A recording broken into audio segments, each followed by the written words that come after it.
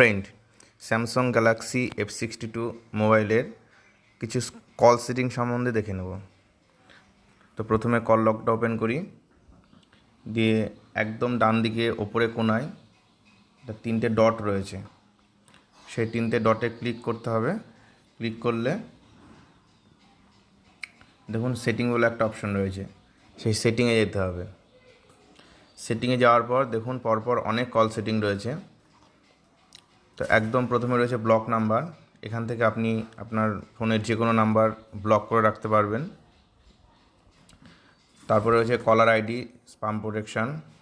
3 নম্বরে record call আছে।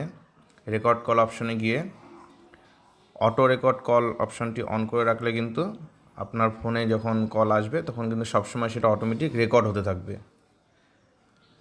তারপরে দেখুন 3 নম্বর আছে কল ব্যাকগ্রাউন্ড। কল ব্যাকগ্রাউন্ড সিম 1, সিম 2।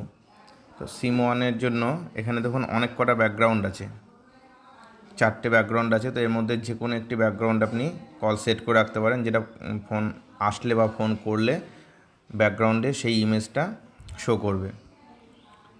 তো এটার ক্ষেত্রে দেখুন এটা দিয়ে রাখলে এইরকম একটা অ্যানিমেশন চলবে। এটা দিয়ে রাখলে আপনার অ্যানিমেশনটা এরকম হবে। এটা করলে ফোন আসলে বা গেলে কল অ্যানিমেশনটা এরকম দেখাবে। তো যাই হোক, এইটা আমি সেট করে রাখলাম। চলুন দেখিনি কল আসলে সেটিংটা কেমন হচ্ছে বা কল করলে। হয়তো এখান থেকে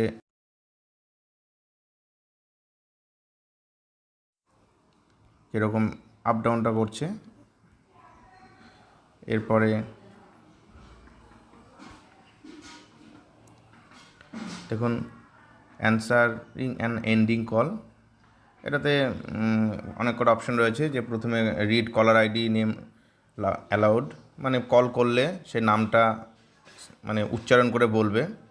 অ্যান্সার অটোমেটিক, এই অপশানটা অন করে রাখলে ফোন আসার 2 সেকেন্ড বা 5 সেকেন্ড বা 10 সেকেন্ড আপনি যে টাইমটা সেট করে রাখবেন সেই টাইম পরে কিন্তু অটোমেটিক কলটা রিসিভ হয়ে যাবে।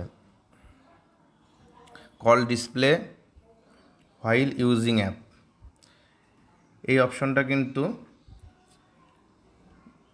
দেখুন 3টে অপশন রয়েছে। একটা রয়েছে ফুল স্ক্রিন, একটা পপ আপ, একটা মিনি পপ আপ। তো ফুল স্ক্রিনটা অন করা থাকলে হয়তো আপনি কোনো অ্যাপ ব্যবহার করছেন, সেই সময় যদি ফোনে কল ঢোকে তাহলে কিন্তু অ্যাপটা পেছনে ব্যাকগ্রাউন্ডে চলে যাবে, পুরো স্ক্রিন জুড়েই কলটা দেখাবে।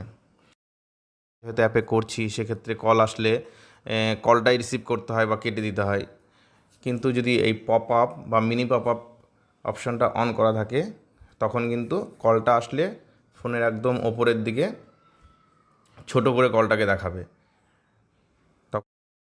তখন কিন্তু পুরো স্ক্রিন জুড়ে কলটা আসবে না। মিনি পপ আপ অন করে রাখলে আরও ছোট করে দেখাবে। এবার পপ আপ অন করে রাখলে যে ছোট করে আসবে, সেখানে একটা অপশন আছে নিচের দিকে দেখুন। এই অপশনটা যদি অন করে রাখেন তাহলে কিন্তু যে কল আসার পরে after call answer keep them in pop up, মানে কল রিসিভ করলে সেই ছোটো করে ওপরেই পপ আপে থেকে যাবে। আপনি কিন্তু অ্যাপটা বা যেটা কাজ করে সেটা ইউজ করতে পারবেন, মানে রিসিভ করার পরও ফুল স্ক্রিনে কলটা আসবে না। তো এটা অন করে রাখলে ওপরেই কলটা রিসিভ করার পরে কলটা ওপরেই থাকবে। তারপরে দেখুন আদার কল সেটিং। আদার কল সেটিংয়ে গেলে এখানে কতগুলো অপশন আছে। হাইড কন্ট্যাক্ট উইদাউট নাম্বার, মানে অনেক সময় ফোনে হয়তো নাম্বার সেভ করা আছে, নাম্বারটা ভুল করে ডিলিট হয়ে গেছে কিন্তু নামটা রয়ে গেছে, সেই সমস্ত নামগুলো অনেক সময় শো করে। তো সেটা অন করে রাখলে সে নাম কটা শো করবে না, মানে যে নাম্বার কন্ট্যাক্টগুলো নাম্বার নেই সে কন্ট্যাক্টগুলো নামগুলো শো করবে না।